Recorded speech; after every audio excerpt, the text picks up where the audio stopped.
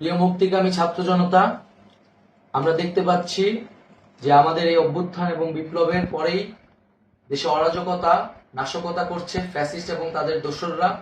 আমরা দেখতে পাচ্ছি যে বিভিন্ন জায়গায় এখন গোলাগুলি চলছে, মন্দিরে হামলা হচ্ছে এবং নাশকতা ও লুটপাট করছে। আমরা মনে করি আমাদের যে ছাত্র নাগরিকদের অভ্যুত্থান তাকে নস্যাৎ করার জন্যই পরিকল্পিতভাবে এই ধরনের ঘটনা ঘটানো হচ্ছে।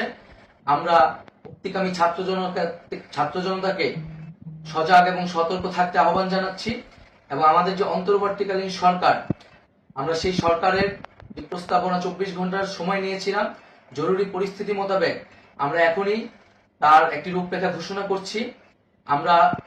আমরা সিদ্ধান্ত নিয়েছি যে সর্বজন গ্রহণযোগ্য আন্তর্জাতিক খ্যাতিসম্পন্ন নোবেল পুরস্কার বিজয়ী ডক্টর মোহাম্মদ ইউনূসকে প্রধান উপদেষ্টা করে অন্তর্বর্তীকালীন সরকার গঠন করা হবে এবং ডক্টর মোহাম্মদ ইউনূসের সাথেও আমাদের কথা হয়েছে।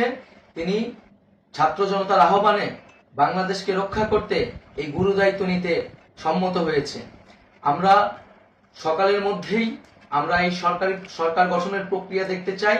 রাষ্ট্রপতির কাছে আহ্বান থাকবে যে দ্রুত সময়ের মধ্যে ডক্টর মোহাম্মদ ইউনূসকে প্রধান উপদেষ্টা করে অন্তর্বর্তীকালীন সরকার গঠন করা হোক এবং এই অন্তর্বর্তীকালীন সরকারের বাকি সদস্যদের নামও আমরা সকালের মধ্যে ঘোষণা করব।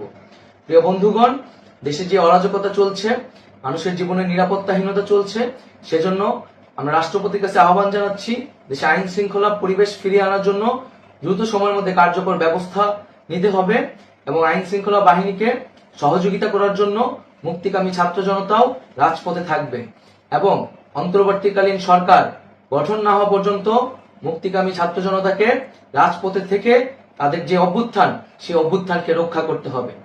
প্রিয় বন্ধুগণ, আমরা রক্ত দিয়েছি, শহীদ হয়েছি। আমাদের যেই প্রতিশ্রুতি একটি নতুন বাংলাদেশ গঠন করার জন্য, সেটিকে আমাদের অবশ্যই বাস্তবায়ন করতে হবে এবং অবশ্যই ছাত্র জনতার প্রস্তাবিত সরকার বাদে কোনো ধরনের সরকার কিন্তু মেনে নেওয়া হবে না। আমরা বলেছি কোনো ধরনের সেনা শাসিত সরকার অথবা সেনা সমর্থিত সরকার অথবা এই ফ্যাসিস্টদের দোসরদের কোনো বিটিম সরকার কিন্তু আমরা মেনে নেব না। কোনো গণবিরোধী সরকারকে মেনে নেওয়া হবে না। ছাত্র জনতার অভ্যুত্থানকারী যে প্রস্তাবিত সরকার, অন্তর্বর্তীকালীন সরকার, যেটা আমরা সিদ্ধান্ত উপনীত হয়েছি ডক্টর মোহাম্মদ ইউনূসকে প্রধান উপদেষ্টা করে এই সরকার গঠন করা হবে, সেই সরকারকেই বাস্তবায়ন করতে হবে অবিলম্বে।